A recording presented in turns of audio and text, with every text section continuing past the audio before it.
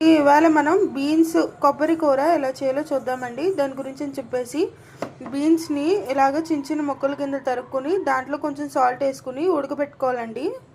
బీన్స్ని ఉడకబెట్టుకున్నామండి. ఇప్పుడు నేను దీన్ని స్టవ్ ఆన్ చేసుకుని కుక్కర్ పెట్టుకున్నానండి. కుక్కర్కి ఒక 3 విజిల్స్ వచ్చేంత వరకు బీన్స్ని ఉడికించుకుందామండి.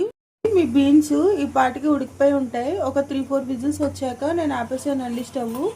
ఇప్పుడు ఈ కుక్కర్ని మనం చల్లార్చాలండి. ఇదిగోండి మీ బీన్స్ కూడా ఉడికిపోయండి, చూసారు కదండి. ఆన్ చేసుకుని పెనం వేడెక్కించుకోవాలండి. పెనం వేడెక్కించుకున్నాక 1 to 2 స్పూన్స్ ఆఫ్ ఆయిల్ వేసుకుని ఇంట్లో 1/2 స్పూను శనగపప్పు, 1/2 స్పూన్ జీలకర్ర, 1/2 స్పూన్ మినపప్పు, అలాగే కొంచెం ఇంగువ వేసుకుని ఒకసారి వేయించేసుకున్నామండి.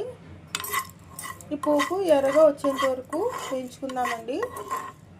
ఈలోగా నేను కొబ్బరికాయలు తరుక్కుని మిక్సీ జార్లో కొబ్బరికాయలు వేసుకుని ఇలాగా ఆడేసుకుని పెట్టుకున్నానండి. ఇది కొబ్బరి కూర అండి, బీన్స్ కూరలోకి.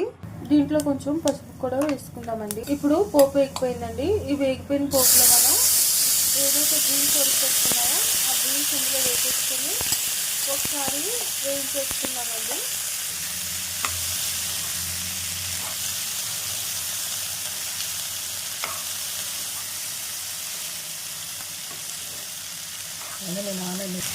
తర్వాత దీంట్లో మనం సరిపడినంత సాల్ట్ వేసుకున్నామండి. సాల్ట్ వేసుకుని ఒకసారి కలిపేసుకున్నామండి. అలాగే దీంట్లో కొంచెం ఏదైతే ఆడుకున్న అల్లం పచ్చిమిరపకాయ పేస్ట్ ఉందో దీంట్లో వేసేసుకుని ఒకసారి ఇంగ్రీడియంట్స్ అన్నీ కలిపేసుకున్నామండి.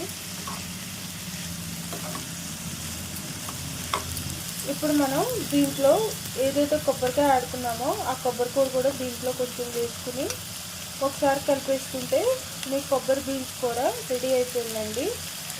ఇదండి ఈనాటి వీడియో. ఈ వీడియో కనుక మీకు నచ్చినట్లయితే లైక్ చేయండి, షేర్ చేయండి, కామెంట్ చేయండి, అలాగే సబ్స్క్రైబ్ కూడా చేయండి. మరిన్ని వీడియోలు కావాలంటే బెల్ ఐకాన్ నొక్కండి. Until then see you in the next video. ఇలాంటి హెల్తీ రెసిపీస్ కోసం మా ఛానల్ని సబ్స్క్రైబ్ చేసుకుని ఉంచండి. అలాగే మీరు ఈ రెసిపీని ఇంట్లో ట్రై చేసి ఎలా ఉంది ఏంటి అనేది మా కామెంట్ సెక్షన్లో పెట్టండి. ఇప్పుడు లాస్ట్లో మనం కొత్తిమీర వేసుకుని గార్నిష్ చేసుకుంటే మీ బీన్స్ కొబ్బరి కూర రెడీ అయిపోయిందండి. వేసేసుకుని ఒకసారి కలిపేసుకున్నామండి. Thanks for watching.